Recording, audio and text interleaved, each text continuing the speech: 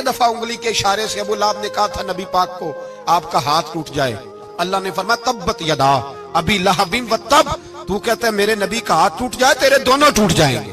اور سنو ابو لہب کا حال کیا ہو۔ ابو لہب کا معنی ہے ابو لہب شولوں کا باپ، لہب شولوں والا۔ کیا مطلب؟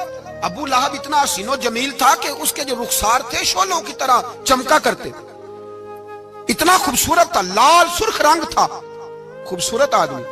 عرب میں جب غربت تھی تو اس کے گھر میں اس وقت بھی 2 اینٹیں سونے کی تھی، اتنا مالدار آدمی اور سردار تھا سارے مکے کا۔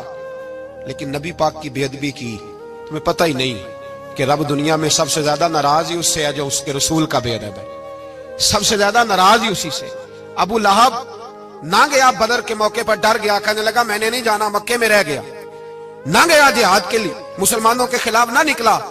لوگوں نے بڑا اس کو لان تان کیا، لیکن کہنے لگا میرے خرچے پہ 4-5 بندے لے جاؤ، میں نہیں جاؤں گا، پیچھے رہ گیا۔ لوگ کہنے لگے بچ گیا، لیکن اس کے جسم کے اندر ایسی بیماری نکلی کہ ریشے سے بھر گیا سارا وجود، ریشے۔ اس کے بچوں نے لے جا کے ابو لہب کو پیچھے ایک حویلی تھی مکے کے باہر، اس میں بند کر دیا، چیختا تھا، چلاتا تھا، بند کر دیا اس کو لے جا کے وہاں پیچھے۔ اور جب اس کو بند کر دیا کمرے میں تو چلاتا تھا، چیختا تھا، کوئی مجھے بچاؤ، کوئی پانی پلاؤ۔ دروازہ توڑ کے باہر نکلا تو چوک میں مر گیا ابو لہب، اتنی بدبو آتی تھی کہ کوئی قریب نہیں جاتا تھا۔ چوک میں لاش پڑی تھی، یہ ہے میت کسی بے ادب کی، منہ دکھانے کے قابل نہیں، ان کے دشمن پہ لعنت خدا کی، رحم پانے کے قابل نہیں ہے۔ چوک میں لاش پڑی ہے، تبت یدا ابی لہب و تب، چوک میں پڑی ہوئی ہے، کوئی قریب نہیں جاتا۔ اس کے بیٹوں سے لوگ جا کے کہنے لگے تمہارا باپ تھا، شرم کرو۔ ایک ملازم کو پیسے دیے اس کے بیٹے نے، کہا گڑھا کھودو اور میرے باپ کو رسی کے ساتھ پکڑ کے اس میں پھینک دو۔